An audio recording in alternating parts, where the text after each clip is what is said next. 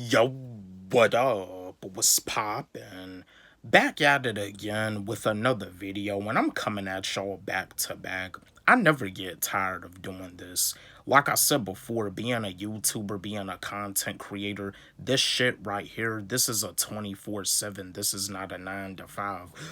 But anyway, I was just wanting to chat with y'all because when it comes down to both of these locations, when it comes down to both of these regions, both of them have like a lot of influence when it comes to hip hop. There's a lot of legends that come out of both of these locations. I just got a question for y'all. ATL versus the West Coast. Which one is more influential to hip hop? Like which region is more influential? Which location do y'all find more influential to hip hop culture? Let's have a discussion about this. I'm gonna give you my answer like I do as always. I mean, you do got legends that come out of the ATO. You got Outkast, yeah, Andre 3000 and Big Boy. You also got T.I. You got Two Chains. You got Jermaine Dupri. You got there's some legends that come out of the ATO. Yeah, I mean, you got Killer Mike.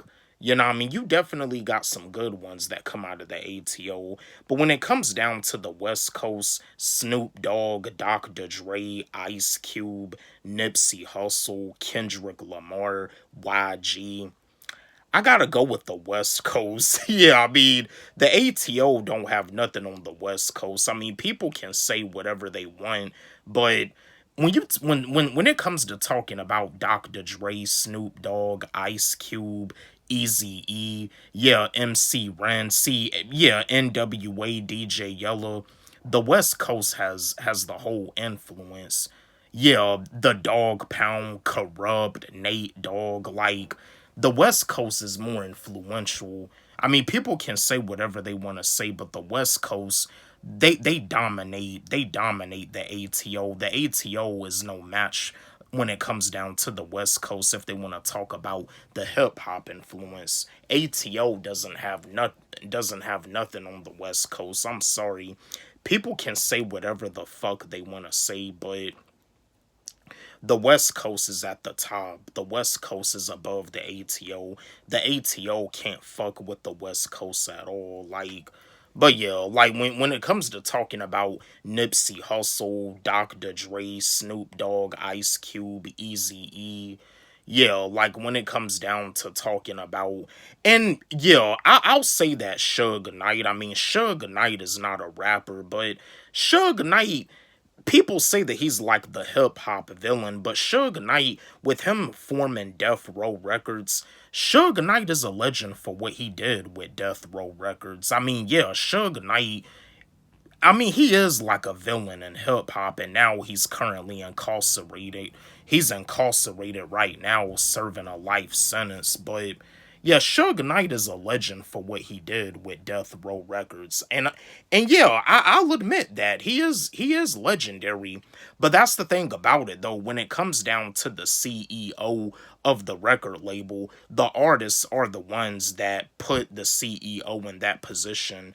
Dr. Dre, Snoop Dogg, Corrupt, the Dog Pound, Nate Dogg, they all put Suge Knight in that position for him to like become very rich, very successful, to be a successful businessman in the music industry with Death Row Records. But when artists started to leave, oh yeah, how in the world did I forget Tupac? Yeah, forgive me, y'all. Forgive me. My apologies. I don't know how in the world I forgot Tupac, but yeah, like yeah, with Tupac, like yeah, Tupac. Yeah, because that's the thing. When Dr. Dre had left, Tupac and Snoop Dogg, alongside the Dog Pound, Daz Dillinger, they still stayed signed to Death Row. But it's like when Tupac ended up getting killed, that's when Snoop Dogg had started to leave, and Snoop Dogg, he left Death Row and signed to Master P's label No Limit. But yeah, the West Coast, they'll dominate ATO when it comes down to the hip hop influence. But yeah, like which region is more influential? ATO versus the West Coast. Who has the better hip hop influence? Don't forget, like, subscribe, hit the notification bell on my channel, comment, share, like the video. Love y'all.